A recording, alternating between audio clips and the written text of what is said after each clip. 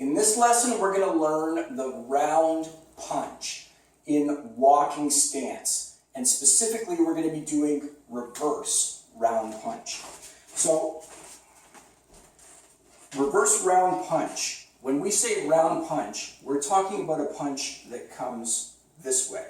So it comes around at the opponent. So round punch.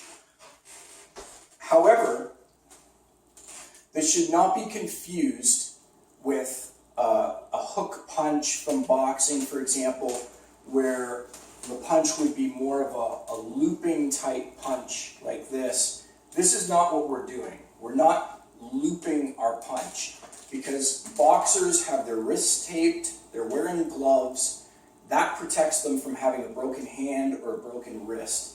In the real world, if you fight without gloves, which you're not going to have gloves in the real world, and you loop your punches like this, you're going to break either your hand or your wrist or both when you hit the target. That's what happens when you throw bad punches. So that goes for any punch that we have. If you don't throw a proper punch and you don't hit with the correct striking tool, designated tool for that job, there's a very good chance that you're going to hurt yourself when you are punching. So with round punch, you got to be very careful with this. It comes up and then it comes in like this at the target. So it's not curling around, it's not looping in a circle or in an arc as it comes to the target. It's like two separate motions. It's up and then in like this.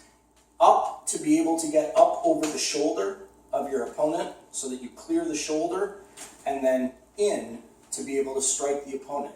So we go typically head level with this technique. So you can hit for the jaw, you can hit for the temple, of course. If your opponent is facing you, anywhere in the face then would be fine. But round punch, we come up like this and then across like this. And the punch stops with your fist more or less in front of your face.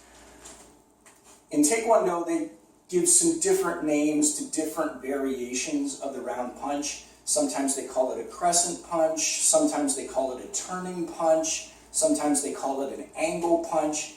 They're all just subtle variations of the round punch.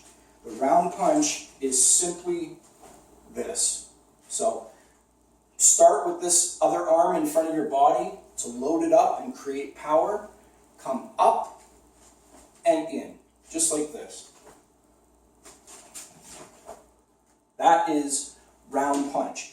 So your opponent has to be very close to you for this technique. You can see where your opponent would be here to be able to strike, not further out like a regular middle or high punch. Your opponent has to be very, very close to you to be able to hit them with a round punch. So this is a very short range technique, but it gives you an attack option coming in from the side that is a punch. So if you think about it, from this range, a knife hand wouldn't be any good anymore because they're in too close. So you need something that you can use when your opponent gets very, very close to you here. And of course, you have other options as well, elbows. But if you want to punch, here it is, round punch. So looking from the side, this is round punch. So up and in. Don't curl it up like this. Don't circle and loop it around this way here. Make sure that you don't stop it short, and make sure that you don't go way, way past the target.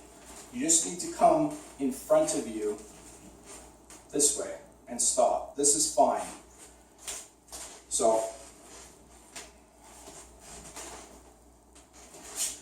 practicing reverse round punch. Reverse round punch by count. 2, 3, turn around.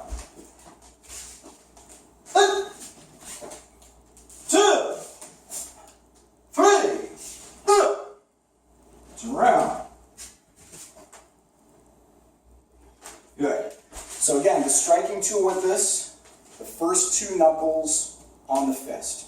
The biggest and strongest two knuckles on the fist is the striking tool. So that is reverse round punch in a walking stance.